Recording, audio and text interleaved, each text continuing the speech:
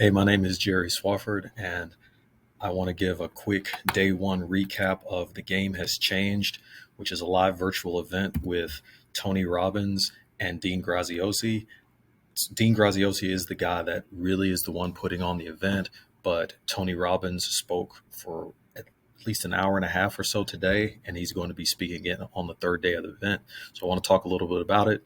It's for people who are entrepreneurs, business owners, or aspiring entrepreneurs. So I want to talk a little bit about what they had to say today, took some notes on it, and looking forward to kind of showing you what they were talking about. The first person up was Dean Graziosi, and there are really two major ideas that he was trying to get across. The one, really the big major idea, was that the game has changed, and the idea is that everyone has some kind of knowledge or experience to share. And so, as he talked about this idea of being able to share your knowledge or your experience with other people and be able to make a living or to make income off of it, he showed that everybody has one or maybe a combination of these three things: career slash business skill, life experience, and some type of passion or hobby. So, for example, for me, my area is robotics and AI. That is something that when I tell people about what I do, they are pretty interested in that. But I could potentially talk about life experience. I've done some videos about finishing my PhD. I could probably talk about things that I'm interested in, like powerlifting or carnivore eating.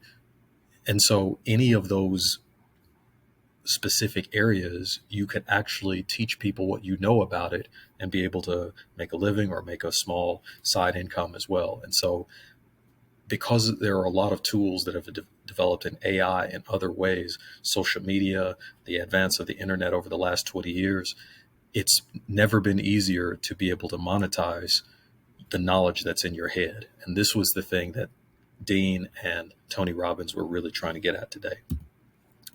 So next, he talked about three ways that you would be able to share this information that you might have in your head or this experience that you may have with others. One way is to create an online course that if you built the course, people could get online and go through that information, and you would be able to accelerate their progress instead of them really going into dead ends with whatever it is they're doing. So if you take me with robotics, I was just talking to someone today who's interested in artificial intelligence, and he wanted to kind of pick my brain about it and talk to me about it. And so there are things that I would be able to explain to him and walk him through. He needed to understand something about GitHub today. He wanted to put some things on GitHub. And if you're familiar with that, which I am because I've had to use it a lot, I was able to easily have him open his laptop up and show him how to do some very simple things on there. Well, the same thing goes for just about anything else. And we all have some kind of knowledge that we could probably put into some kind of course that people would be willing to purchase. Next is coaching, where you could kind of get one-on-one with someone. And it doesn't just have to be coaching sports. That's one of the things that Dean talked about. He talked about how that coaching could be dealing with something like relationships, or it could be something like mathematics, or it could be any number of things you could coach people through. I see a guy online, watch a lot of his YouTube videos, named Max German. He does a lot of carnivore coaching. And so he's really big on pointing people towards that way of eating and how that can be used for fat loss and for body recomposition. And so I think he does some coaching with that. So you can coach in just about any area that you could think of. And then finally, mastermind groups. And I think this is the big one that as we go over the course of these next 3 days, that he's going to be talking more about. So a mastermind would be something where you get with other people that are like-minded, and the sum total of what happens when you bring 2, 3, 5, 10 people together is way more than just those people individually would be. And so after that, Dean kind of had a conversation / interview with Terry Ijeoma. I don't think that's how you pronounce it, but that's as close as I can get for right now. And she is actually a former assistant principal who now teaches people how to trade stocks. And I think she said that she's had something like $50 million in revenue over the last few years. And she just started off going to a coffee shop and showing one or two people at a time how they could potentially trade stocks and make a little extra income. And now she's gone from that to making tens of millions of dollars in revenue. And so one of the things she said is that you don't have to have everything together at the beginning. You start with one thing, which for her was teaching an individual or two or three individuals at a time. And then you can scale that up to doing other things and teaching other people. And one of the things she also said is she wanted to kind of guard against people who might have had perfectionism in their mind. I know I tend toward that. She said, if you feel like you have to be perfect or have a complete curriculum, you probably won't start. So you don't want to think that way. You want to think small to start, and you can work your way up to something larger. So after that brief conversation between Dean and Terry, they brought on Tony Robbins. And so he had several things to say. There's some interesting things. There's some kind of weird things that we're going to get to in a minute. And he was really and then at the very end, Dean came back on, but that was just to kind of give some homework and to kind of get people prepared to come back for the next day tomorrow. Like I said, it was from noon Central Time. So I'm in Huntsville, Alabama here. It was from noon till about 3:15. So they originally were saying, 2.5 to 3 hours. It was over 3 hours. Tony was still kind of going into the end of his talk after 3:05, 3:10 or so. And then Dean came in at the very end. But one of the early things that he said that was interesting to me is that there are three questions that can control our lives. And one of those is, what are you going to focus on? And he said that focus equals feeling. The idea there is what you focus on really dictates what your feelings are about something. And if you focus on negative things, you'll tend to have negative feelings. The second thing he said is that, what does this mean? He told a story about his father being angry at someone who brought them groceries during the Thanksgiving holiday. They didn't have any food at home, but his father, out of ego, didn't want to accept the groceries. And so he took those groceries that were being given to him as a handout and as charity, and that made him feel some kind of way. And Tony remembers being an 11-year-old kid, hungry, wondering why his father didn't want to accept these groceries. But to his father, he put a meaning on the charity that was given by someone else. He put a negative meaning on it, so it meant that he had this anger that came up as an emotion. The third thing he said is, what are you going to do? So actions are really important when it comes to controlling what happens in life. So many people know that Tony Robbins is actually a protege of Jim Rohn. And one of the things Jim Rohn said is that you should learn to work harder on yourself than you do on your job. And if you'll do that, you'll be able to improve things for yourself in a variety of different realms, certainly financially. And so this was one of the big things that Tony said he learned from Jim Rohn. It's a very popular quote from him. There's something else that he said he learned from Jim Rohn.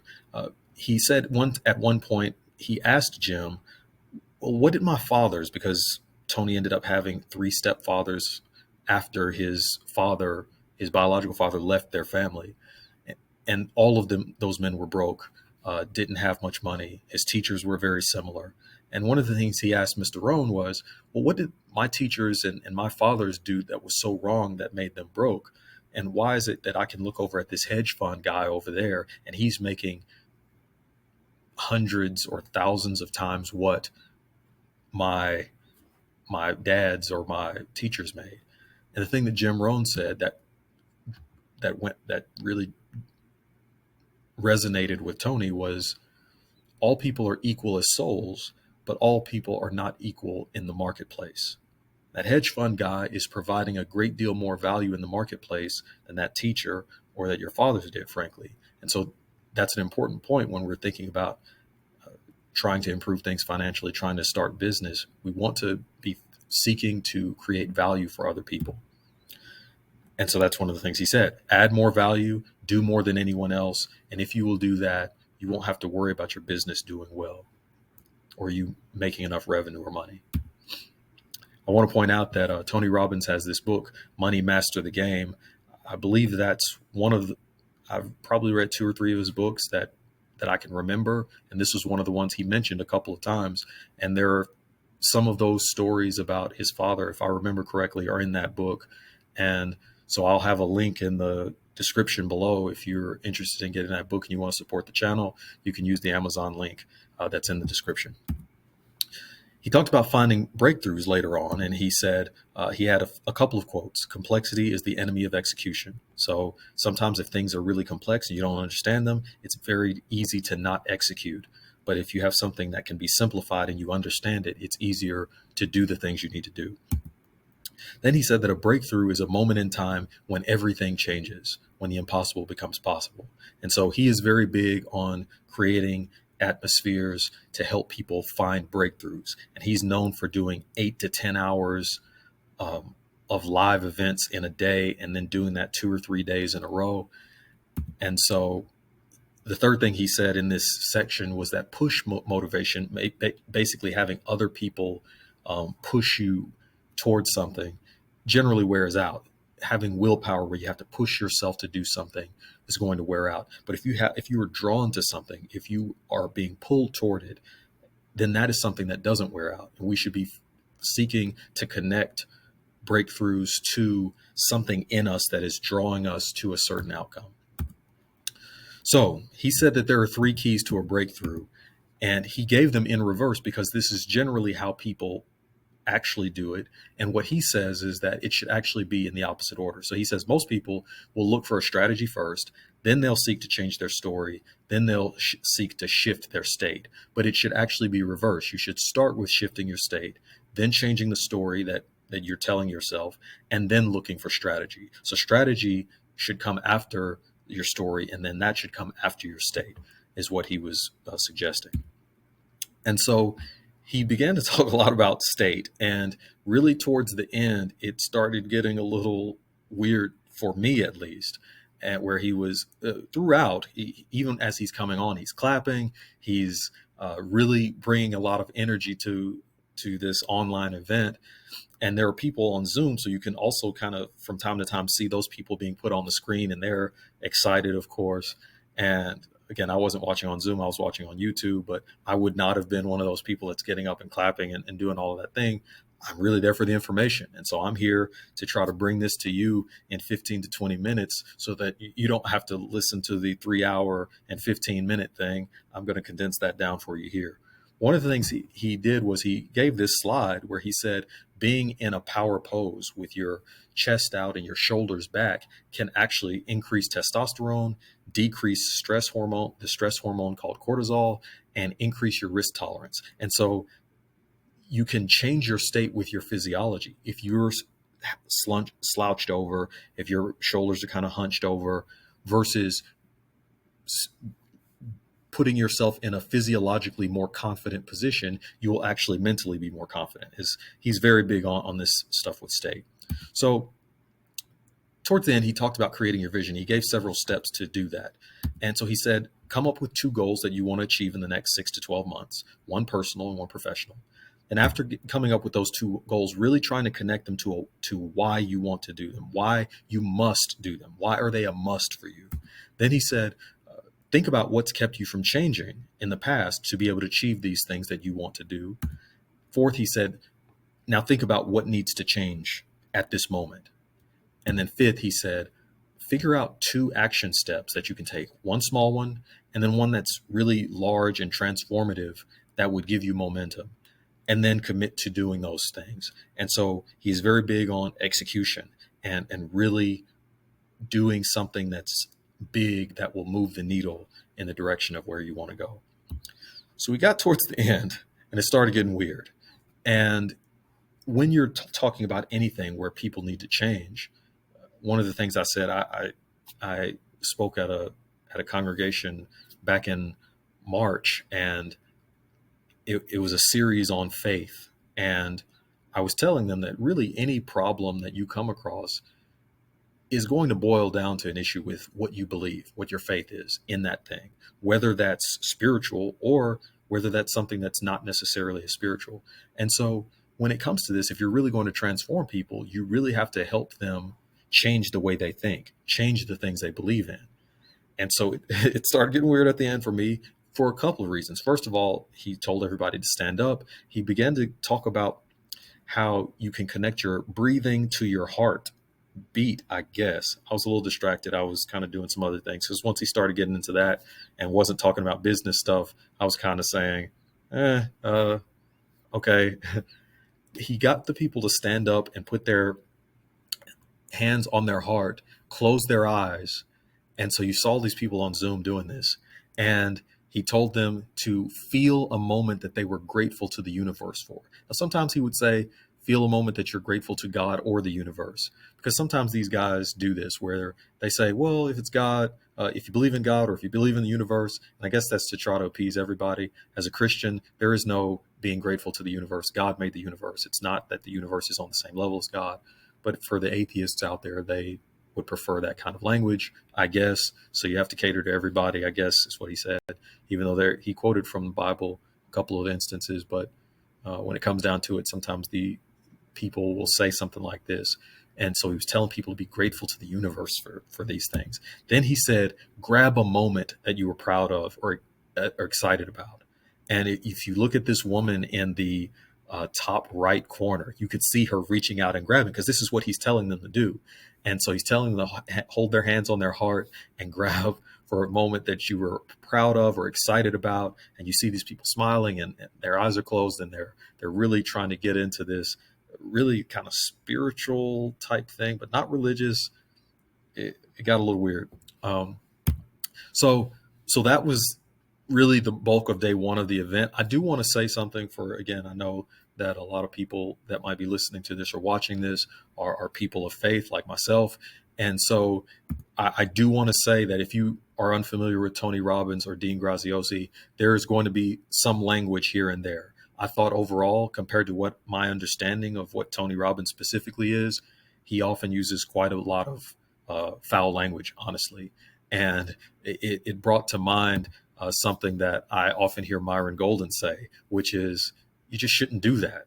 Like, just take out the fact that Myron Golden claims to be a man of faith.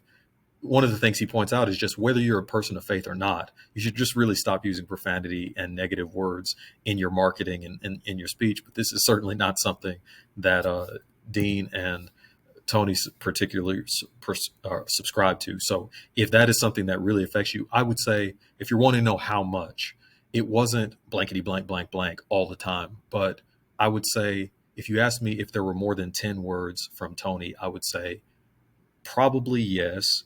I would say probably less than 20. And then for Dean, I think he said D a couple of times. So not more than 5 times. So if that's something you're very sensitive to, then yeah, you probably just come here for the recap and you won't have to listen to any of that or hear any of those words slip out. It seemed like Tony was going to be towards maybe the 5 range or less of words. And then he got towards the end and it was like, it was kind of some of it in the spiritual or the part of it, he kind of started slipping and using more. But my understanding is if you were to go to a live event, it would be much worse. So it was, if you can deal with 10 to 20 here and there over a 3+ hour period, then I would tell you, hey, you can still sign up for this. This is a free event. GameHasChangedEvent.com. It will be tomorrow and Saturday also from 12 noon to roughly 3. I will say this as well. If you take out all of the spiritual part and if you take out a lot of the excess motivational stuff, they could have done this in an hour and a half. Honestly, 90 minutes or less, they could have done that. But I know for a lot of people, they do need that motivation. So I don't want to downplay that. But I will say, for me tomorrow, I have something coming up at the time. I will probably be watching the replay, but I will get a day 2 recap out for you tomorrow. So please be on the lookout for that. But until next time, thanks for watching.